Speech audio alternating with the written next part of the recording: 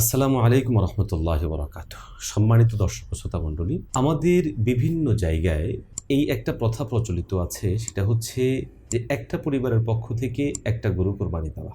দেখা যাচ্ছে পরিবারে 10 জন এমন সদস্য আছেন যাদের প্রত্যেকের আয় আলাদা এবং প্রত্যেকে নিজ নিজ জায়গায় নেসাবের মালিক। অথচ দেখা যায় যে পুরো পরিবারের পক্ষ থেকে একটি পশুকে কোরবানি দেওয়া হচ্ছে। এক্ষেত্রে কখনো কখনো হয়তো সবাই টাকা দিচ্ছেন, অথবা কখনো কখনো বাবা কিনে সবার পক্ষ থেকে দিয়ে দিচ্ছেন। দেখা যাচ্ছে যে অনেক সময় সেটা নিশ্চিত করা হয় না যে কিভাবে দেওয়া হচ্ছে।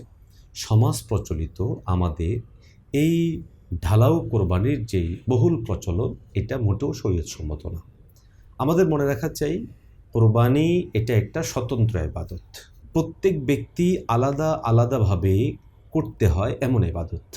একজন করলে অপরজনের পক্ষ থেকে সেটা যথেষ্ট হয় না। যেমন নামাজ, এটা প্রত্যেকের জন্য স্বতন্ত্রভাবে আবশ্যক ইবাদত। এটা একজন করলে বাকিদের পক্ষ থেকে সেটা আদায় হয়ে যায় না। আমাদের লোকসমাজে প্রচলিত এই প্রথা ভেঙে আমাদের যে কাজটা করতে হবে সেটা হচ্ছে এই জিনিসটা বোঝানো যে পরিবারের মধ্যে যতজন নেসাবের মালিক তাদের প্রত্যেকের পক্ষ থেকেই কোরবানি করা আবশ্যক, এবং সেটা যদি পরিবারের সবার পক্ষ থেকে যেই গরু দেওয়া হয়ে থাকে ওটার মূল্য নির্ধারণ করে সবার পক্ষ থেকে আলাদা আলাদা করে টাকা নিয়ে সেখানে শরিক হয়ে তারপরে কোরবানি করা জরুরি। এই বিষয়টা আমাদের একেবারেই খামখেয়ালি করা চলবে না। আমাদের কাছে বহু পরিবারের খবর এমনও আসে যে বছরের পর বছর বাবা জীবিত ছিলেন, বাস বাবা একটা গরু কোরবানি এনেছেন, এনে কোরবানি দিয়ে দিয়েছেন, অথচ তার সন্তানরা আলাদা আলাদাভাবে প্রত্যেকে অর্থের মালিক। এবং এমনও দেখা যায় যে বাবা যে টাকা দিয়েছেন ছেলেরা সেখানে টাকা দিয়ে শরিকও হচ্ছে না। এই বিষয়গুলো শরীর দৃষ্টিকোণ থেকে খুবই চিন্তার জায়গা, খুবই ভাবনার জায়গা, এবং শরীর দৃষ্টিকোণ থেকে এগুলো মোটেও গ্রহণযোগ্য না।